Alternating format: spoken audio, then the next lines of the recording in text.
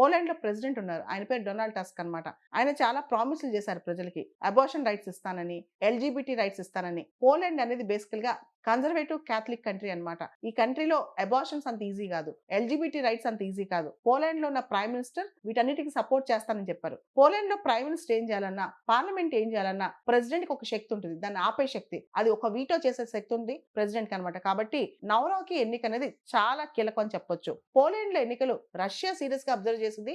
America కూడా serious గా observe చేసింది. ఇంకా చెప్పాలంటే అమెరికాకి సంబంధించి ఈ పోలాండ్ లో కొత్తగా ఎన్నికైన నవరోకి ఎలక్షన్స్ లో కంటెస్ట్ చేసే ముందే డొనాల్డ్ ట్రంప్ వైట్ హౌస్ పిలిపించుకుని మాట్లాడారు. ఈయన మినీ ట్రంప్ అని కూడా పిలవచ్చు. ఎందుకంటే ట్రంప్ కి ఎలాంటి పాలసీస్ ఉన్నాయో అలాంటి పాలసీసే ఇప్పుడున్న ఈ క్యారోల్ నవరోకి కూడా ఉన్నాయన్నమాట. ఇంకా చెప్పాలంటే అమెరికన్ సోల్జర్స్ దాదాపు 10,000 మంది పోలాండ్ లో ఇప్పుడు కూడా స్టేషన్ అయి ఉంటారన్నమాట.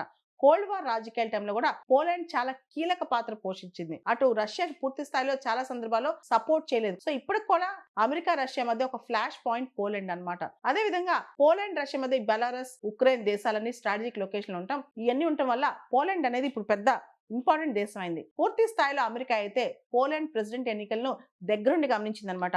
America homeland security secretary Kristi Noem ఆ టైంలో ఎలక్షన్స్ 1 వీక్ ముందు పోలాండ్ కి యుఎస్ హోమ్లాండ్ సెక్యూరిటీ సెక్రటరీ పర్యటించి ఎవరైతే ఉన్నారో ఈ నవరోకి యొక్క అభ్యర్థిత్వాన్ని బలపరిచారు. అమెరికా పూర్తి సపోర్ట్ నవరోకి ఉంటుంది. ఆయన ప్రెసిడెంట్ గా ఓటేయమని చెప్పి ప్రజలను అడిగారంట కూడా.